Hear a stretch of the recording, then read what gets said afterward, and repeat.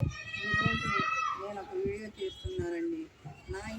ఈ గార్డెన్లో చామంతి పూలు వచ్చినాయండి. చామంతి పూలని హార్వెస్ట్ చేయడానికని నేను ఈ గార్డెన్ని మీకు చూపిస్తున్నానండి. ఈ చామంతి పూలండి. ఈ చామంతి పూలని హార్వెస్ట్ చేస్తున్నానండి.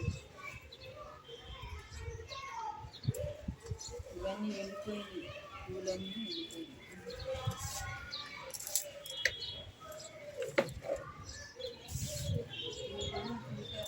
ఎల్లో కలర్లో ఈ పుష్పాలు మంచిగా మనకి ఆరవేసుకు వచ్చినాయండి.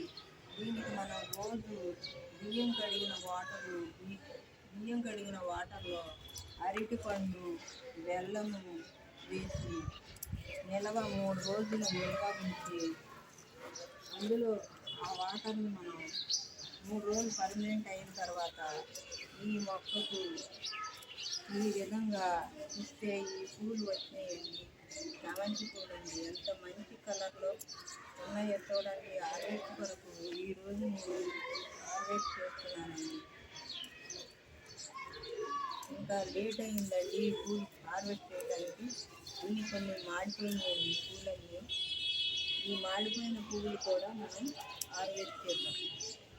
ఇలా కట్ చేసేస్తే మళ్ళీ మనకి మంచిగా వేరే ఈ కొమ్మ నుంచి మంచిగా మనకి పువ్వులు వస్తాయి. ఎప్పటికప్పుడే ఇలా కట్ చేసుకుంటూ ఉంటే మనకి మంచిగా మళ్ళీ పువ్వులు అనేది ఈ కొమ్మ నుంచి వస్తాయండి.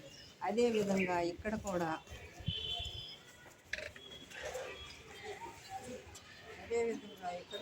మందారాలు కానీ బ్లూ కలర్ మందారాలు, ఎన్ని మందారాలు వచ్చినాయండి మన గార్డెన్లో. ఈరోజు హార్వెస్ట్ చేద్దామని నేను హార్వెస్ట్ చేస్తున్నానండి. అలాగే ఇక్కడ కూడా తులసి పుష్పాలు, ఇదంతా మన చిన్న గార్డెన్ అండి. ఈ గార్డెన్లో ఏదో చిన్నగా నేను కొన్ని మొక్కలు పెట్టి హార్వెస్ట్కి రెడీ చేయడానికి హార్వెస్ట్ చేస్తున్నాను. ఫ్లవర్స్ పెట్టుకుని ఈ గార్డెన్ పూలన్నింటినీ హార్వెస్ట్ పడుతున్నాను.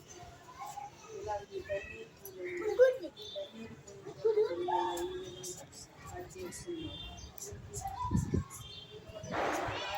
పూలు, పన్నీర్ పూలు, చామంతి పూలు, పింక్ మందారం,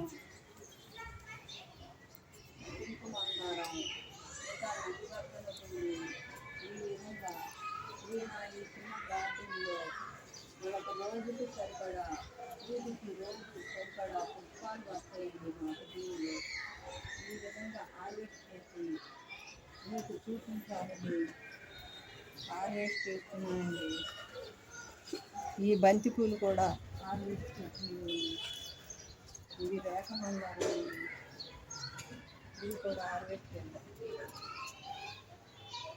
రేఖ మందార బంతి పూలండి ఇదండి మా ఈ చిన్న గార్డెన్లో ఈరోజు నాకు వచ్చిన ఇవి హార్వెస్ట్ పూలండి. హార్వెస్ట్ కొరకు నేను ఈ పూలు రెడీ చేశానండి.